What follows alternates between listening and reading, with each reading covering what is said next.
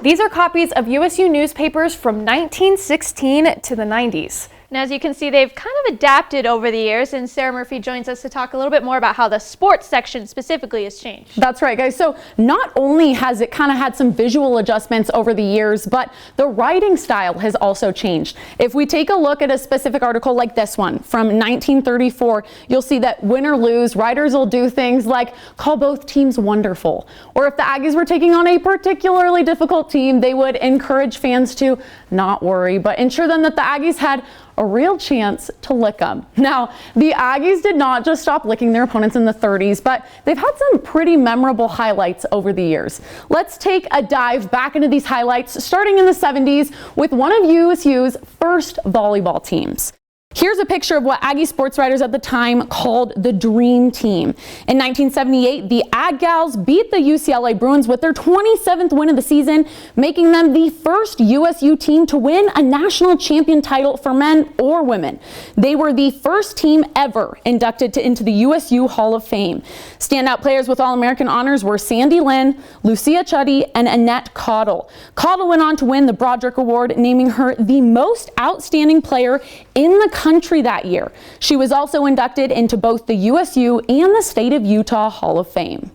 Looking ahead to our next highlight, let's fast forward a decade or so to 1996. Our Aggie football team took on the Utes in what was then known as Romney Stadium. And warning, the video quality might be a bit of a jump scare. Burrell turns and hands off to Spate. Spate leans in for the score. Durbin, Spate, touchdown, Aggies. This was the play that changed the game. Now, I know it's a little blurry. It might even be hard to tell who's who, so let's watch it again. After trailing behind the entire evening, number 1 running back Abu Wilson scored this touchdown in the final quarter, giving USU the lead 20-17.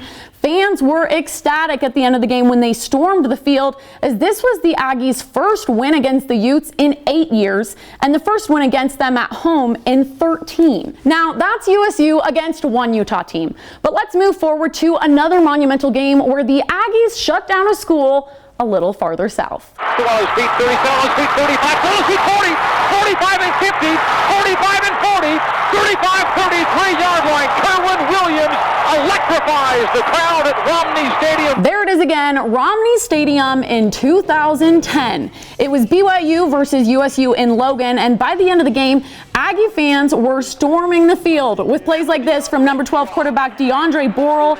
The Aggies came out on top 31-16, rushing 242 yards that night. This was USU's first win over the Cougars since 1993, putting their 17-year losing streak into the ground. But that wasn't the only standout win against BYU that decade. Daryl Garrettson rolls to his left, finds Hunter Sharp down the field, 72 yards. See you later, Utah State. See you later is right. It's 2014 in Provo, Utah. The Aggies hadn't had a road win against BYU in 37 years. But with 3 touchdown passes in the first half like this one from quarterback Daryl Garrettson to number 3 wide receiver Devontae Robinson, USU put an end to that dry spell. The final score was 35-20. For our final highlight of the day, we don't need to dig too far back into the archives. Just think back to 2 years ago and the sound of a buzzer. Tied at 56. Merrill for the lead. He's got it!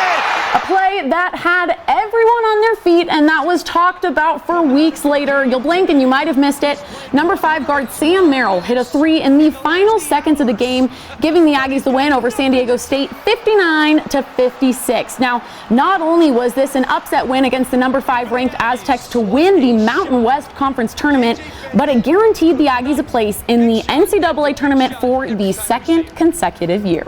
Well, it's pretty clear that Aggies have had some monumental highlights over the seasons, and it was kind of hard to choose, but those were just some of my personal favorites that I found. You know, I was at the game last night, and I may have shed a couple tears when the seniors came out to play their last game. I know it's kind of hard seeing those people finally finish out their seasons at USU, but it'll be cool to see where Aggie sports keeps going.